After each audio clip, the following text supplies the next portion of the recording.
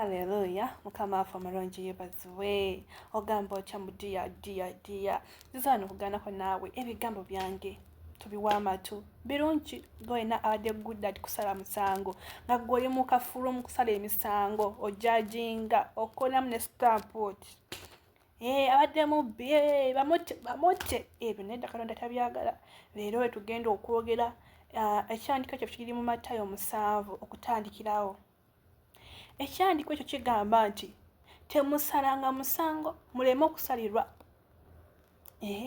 Olina nga badde mubbi nga bamukutte ne mukamusajja ba tomusalira musango nti bamusibe oba yamutte nedda.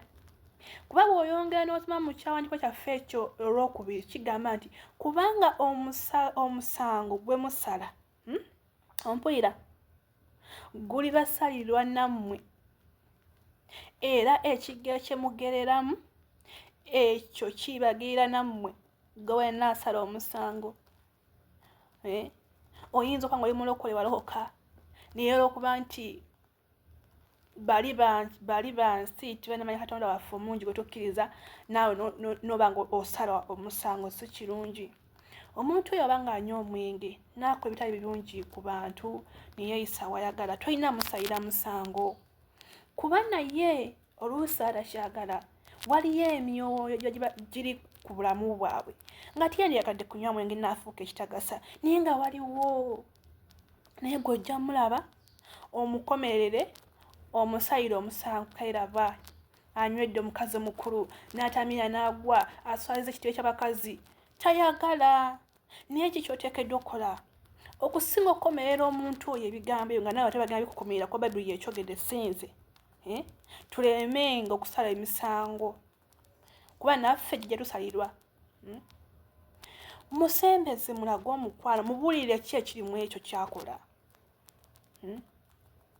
Kina kindi omutwale ne kuki ku kyaki ayinza oba nga si mulokole oba nga mulokole abadde muweereza nayonoona kubayita kwonoona nti like abadde muweereza mulungi musiza mulungi mugenda okulaba yafunye olubuto temumugobaako bweyegoba nti agende yatukoze eki yatuswaziza ffe abaweereza bakanisa.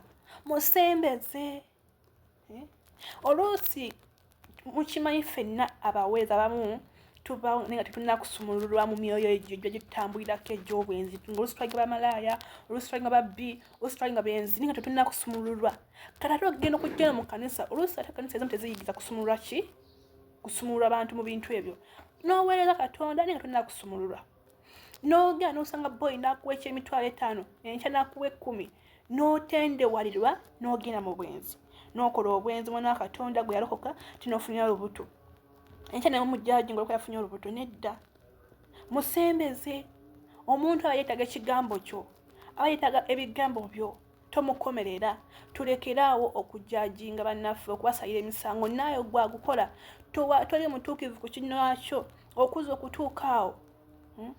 Omanyi gye wayita maama wo ng'okulaakulaawo singa yali akujjajinga kusalira omusango kino ekyana lelele kintamye bakifa kife singa yali abikola singa wali tuusaawo kutuukaawo ebigambo byali badde kusindiikiza naye nikulayo mu kuzikirira.